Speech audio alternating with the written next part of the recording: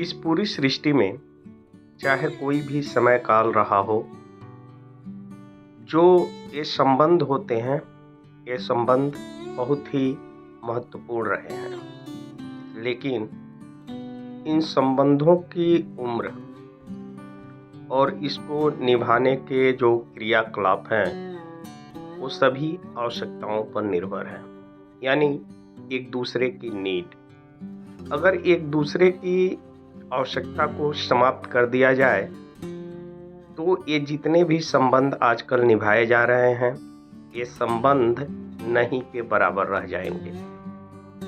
आप अगर ठीक ढंग से संबंधों का अध्ययन करें, तो लोग एक दूसरे से तभी तक जुड़े रह रहे हैं जब तक कि एक दूसरे से आवश्यकता की पूर्ति होती रह रही है।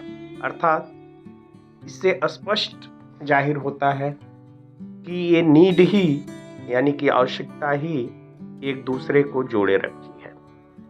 जब तक आपका सामने वाले से और सामने वाले का आपसे ज़रूरतें पूरी होती रह रही हैं या उससे आपको लाभ दिख रहा है, तभी तक ये संबंध एक दूसरे से बंधे रह रहे हैं।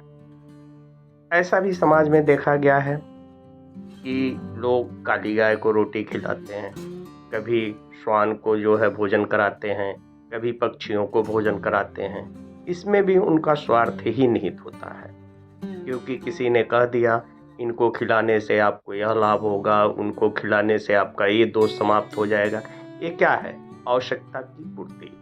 तो हर प्राणी संबंधों को एक दूसरे से इसीलिए निभा रहा है क्योंकि उसकी उसे ज़रूरत है, और ये ज़रूरत जितनी ही गहरी होती है, संबंध उतना ही गहरे और प्रगाढ़ होते हैं। और ये जब तक ज़रूरतें चलती रहती हैं, तब तक ये संबंध भी चलते रहते हैं।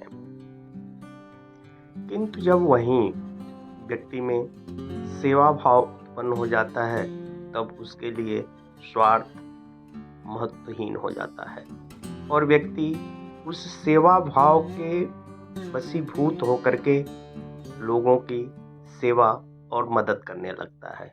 फिर ऐसे व्यक्ति के संबंध कुछ अलग ही स्तर का होता है। उससे कोई जुड़ा रहे तो भी वो प्रसन्न रहेगा, कोई छोड़ के चला जाए तो भी वो प्रसन्न रहेगा, किंतु वह कभी भी आवश्यकता पड़ने पर किसी की भी सेवा से वह पीछे नहीं हटता है। वह अपने सामर्थ्य अनुसार हर किसी की सेवा में लगा रहता है। इसलिए यथासंभव कोशिश यही करना चाहिए कि स्वयं के अंदर सेवा भाव की स्थिति उत्पन्न हो, स्वार्थ से दूर हटने की कोशिश करना चाहिए और अपने अंदर सेवा भाव को जागृत करना चाहिए। और जब आप में सेवा भाव जागृत हो जाएगा, तो फिर आपको कोई कुछ दे तब भी मन प्रसन्न रहेगा, न दे तब भी आप प्रसन्न रहेंगे, कोई साथ रहे तब भी आप प्रसन्न रहेंगे, कोई साथ छोड़ के चला जाए तो भी आप प्रसन्न रहेंगे। तो जब आपके अंदर हर स्थिति में प्रसन्नता रहने लगे, किसी के जाने, किसी से कुछ पाने या कुछ देने के बाद किसी भी तरह का आपके अंदर दुख और व्याकुलता न उत्पन्न हो, तो समझ जाइए कि आपके अंदर सेवा भाव जागृत हो गया है। तभी आप इस स्थिति पर पहुंच चुके हैं कि अब आपके कोई साथ है तब भी नहीं है, तब भी कोई कुछ दे रहा है तब भी नहीं दे रहा है, तब भी आप जब प्रसन्न रहने लगे, तो समझ जाइए आप सेवा भाव की उच्चतम स्थिति पर आ चुके हैं। अर्थात आप कुछ यूँ समझ लें कि जब आपके अंदर कोई भी विचार और भाव उत्पन्न न हो और बिना किसी विचार और भाव के आप किसी की सेवा या मदद करने में जुट जाते हैं, तो आप समझ लीजिए कि आप सेवा भाव की उच्चतम शिखर पर हैं। क्योंकि ये जो मन में आपके विचार आ जाता है कि हम ये करेंगे तो वह लाभ होगा, वह करेंगे तो यह लाभ होगा, तो वह सेवा नहीं, स्वार्थ है।